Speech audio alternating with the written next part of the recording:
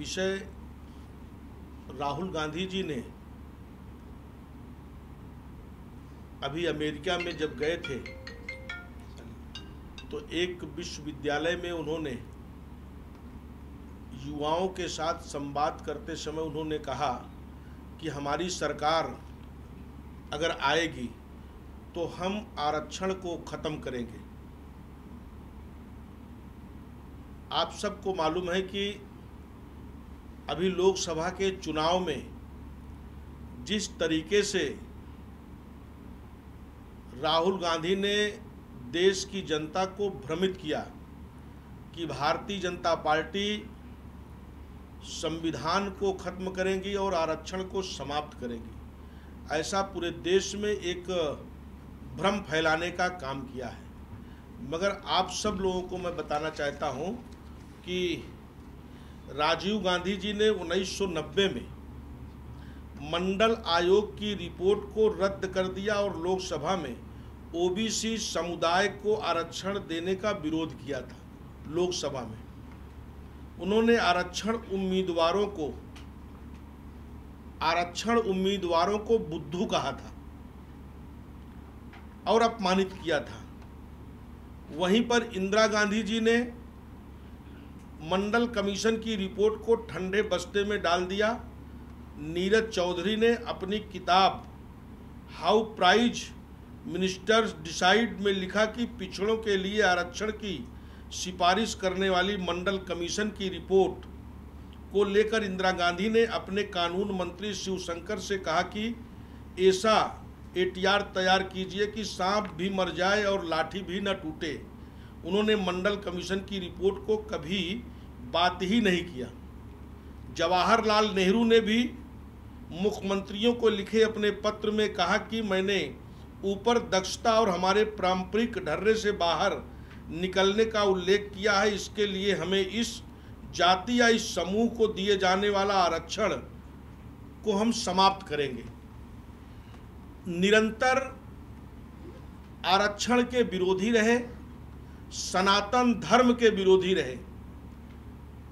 कांग्रेस ने इस देश की आज़ादी के बाद इस देश पे कई वर्षों तक राज किया, गरीबी हटाओ का नारा दिया, मगर देश गरीबी से जूझता रहा और कांग्रेसी निरंतर भ्रष्टाचार में लिप्त रहे।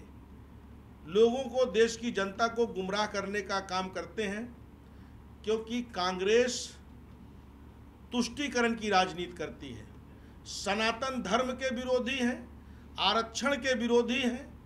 ये आरक्षण को समाप्त करेंगे, ऐसा निरंतर आज़ादी के बाद से, चाहे राजीव गांधी हो, चाहे इंदिरा गांधी हो, चाहे जवाहरलाल नेहरू हो, इस बात को ओबीसी मोर्चा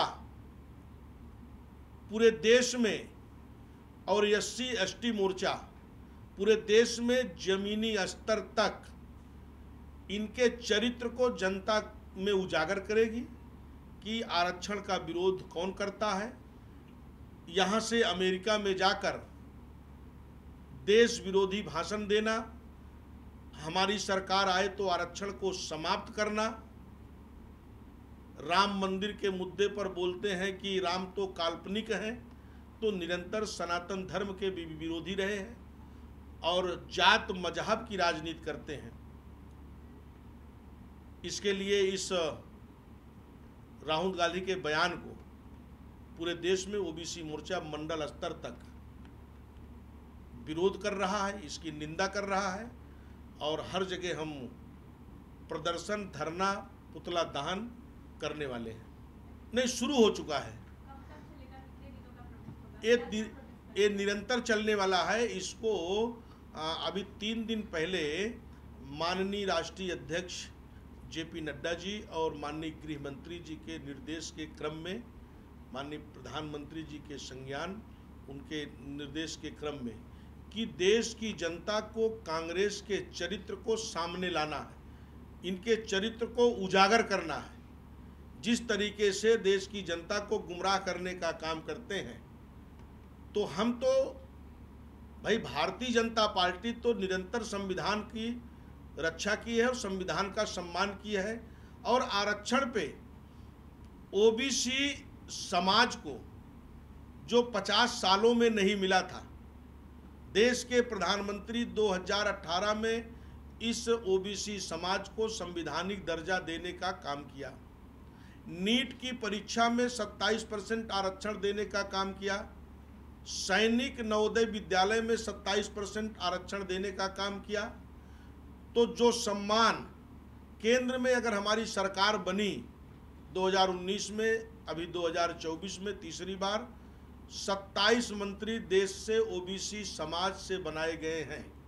ये पहले कभी नहीं हुआ था।